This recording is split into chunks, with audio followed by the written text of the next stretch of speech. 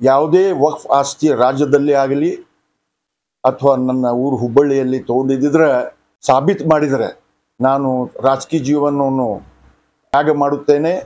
कर्नाटक का ex minister व अंजुमन इस्लाम committee Hubli के सदर एएम इंडसगिरी का एक बड़ा बयान सामने आया है। इन्होंने अपने बयान के जरिए कहा है कि इनके खिलाफ वक्फ जायदाद को कब्जा करने की झूठी अफवाहें सोशल मीडिया के जरिए फैलाई जा रही हैं और इनके 40 साल साफ सुथरी सियासत पर दाग लगाने की कोशिश की जा रही है।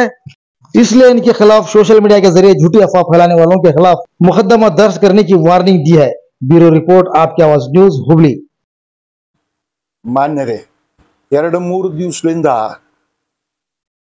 ಒಬ್ಬ ಜಿ ಮಾಂತೇಶ್ ವಾಟ್ಸಪ್ದ ಜಾಲತಾಣದ ಮುಖಾಂತರ ನನ್ನ ಗೌರವಕ್ಕೆ ಧಕ್ಕೆಯನ್ನು ತರುವುದು ಗೀಳು ಪ್ರಯತ್ನವನ್ನು ಮಾಡಿದ್ದಾರೆ। ಇದಕ್ಕೆ ನಾನು ಖಂಡಿಸುತ್ತೇನೆ ಮತ್ತು ನನ್ನ 40 ವರ್ಷದ ಮೇಲೆ ರಾಜಕೀಯ ಜೀವನ ನಡೆದು ಬಂದಂತ ಎಲ್ಲ ರಾಜ್ಯಕ್ಕೆ, ವಿಶೇಷವಾಗಿ ಉತ್ತರ ಕರ್ನಾಟಕದ ಜನರಿಗೆ ಗುರುತಿದೆ। ಒಂದು ಸಣ್ಣ ಕಪ್ಪು ಚುನಿಯನ್ನು ತಗೊಂಡದೆ ನಾನು ನಮ್ಮ ಜೀವನವನ್ನು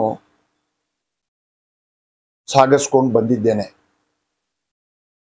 ಯಾವುದೇ ವಕ್ಫ್ ಆಸ್ತಿ ರಾಜ್ಯದಲ್ಲಿ ಆಗಲಿ ಅಥವಾ ನನ್ನ ಊರು ಹುಬ್ಬಳ್ಳಿಯಲ್ಲಿ ತಗೊಂಡಿದ್ದರೆ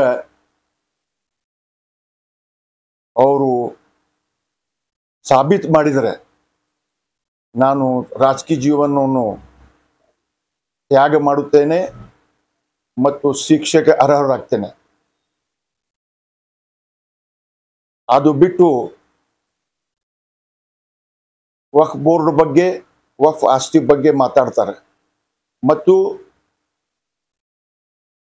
ನನ್ನ ಮೇಲೆ ಯಾವುದೇ ಮೊಕದ್ದಮೆ ಆಗಲಿಲ್ಲ, ನನಗೆ FIR ಮತ್ತು ಮಾಡಲಿಲ್ಲ ಮತ್ತು ಅರೆಸ್ಟೂ ಮಾಡಿಲ್ಲ, ನನ್ನ ಅರೆಸ್ಟ್ ಆಗಲಿಲ್ಲ। ಇದು ಒಂದು ಸತ್ಯಕ್ಕೆ ದೂರ ಆದದ್ದು ಮಾತು, ಸತ್ಯಕ್ಕೆ ದೂರ ಆದದ್ದು ಗೀಳು ಕೆಲಸವನ್ನು ಮಾಡಲಿಕ್ಕೆ ಹತ್ತಿದ್ದಾರೆ ಮತ್ತು ಪುನಃ ನಾನು ಇದಕ್ಕೆ ವಿರೋಧಿಸುತ್ತೇನೆ, ಖಂಡಿಸುತ್ತೇನೆ ಮತ್ತು ಇದರ ಹಿಂದೆ ಯಾರದಾರ ನನಗೆ ಗುರ್ತದ, ಸಮಯ ಬಂದಾಗ ಅವ್ರಿಗೇನು ಉತ್ತರ ಕೊಡ್ತೇನೆ। ನಾನು ಅವ್ರಿಗೇನು ಹೇಳ್ತೇನೆ, ಇಂಥ ಗೀಳು ಕೆಲಸವನ್ನು ಮಾಡೋದು ಬಿಡ್ರಿ, ಸುಳ್ಳು ಮತ್ತು ಸತ್ಯಕ್ಕೆ ದೂರ ಅಪವಾದವನ್ನು ಕೊಡುವುದು ಸಮಾಜದಲ್ಲಿ ಒಳ್ಳೆಯ ಕೆಲಸ ಅಲ್ಲ, ಒಳ್ಳೆಯ ಬುದ್ಧಿನೂ ಅಲ್ಲ। ಅದಕ್ಕೋಸ್ಕರ ನಾನು ಊರಲ್ಲಿ ಇದ್ದೆಲ್ಲ ಬಂದ ನಂತರ ಗೊತ್ತಾಯ್ತು ನನಗೆ ಈ ಮಾತನ್ನು ಹೇಳಲಿಕ್ಕೆ ಸಾರ್ವಜನಿಕವಾಗಿ ಪ್ರಯತ್ನ ಮಾಡ್ತಾ ಇದ್ದೇನೆ। ಪುನಃ ಹೇಳ್ತೇನೆ, ನಾನು ಅರೆಸ್ಟೂ ಆಗಲಿಲ್ಲ, ನನಗೆ ಜಾಮೀನು ಮೇಲೇನೂ ಬಿಡುಗಡೆ ಆಗಿಲ್ಲ। ಈ ಮಾತನ್ನು ಹೇಳಿ ದೇವರು ಅವ್ರಿಗೆ ಸದ್ಬುದ್ಧಿ ಕೊಳ್ಳೋ ಕಸ ಹಾರೈಸುತ್ತೇನೆ।